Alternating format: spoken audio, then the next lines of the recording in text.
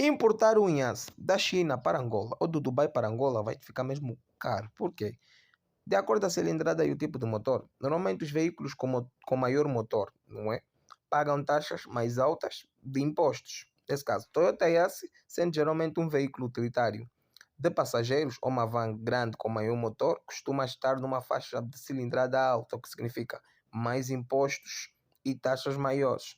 Em relação a turismos, outra coisa, o tipo de veículo. Em Angola, picapes e alguns utilitários podem ter tarifas diferentes ou menores em determinadas faixas, enquanto carros de passageiros não recebem esse tratamento especial e a ser classificado mais como um veículo utilitário ou uma van grande, o que pode aumentar os custos de importação, mesmo que não exista redução fiscal. Em Angola, carros maiores, nesse caso táxi, veículos utilitários, podem acabar com carga fiscal mais alta, se não qualificarem para um regime fiscal mais baixo.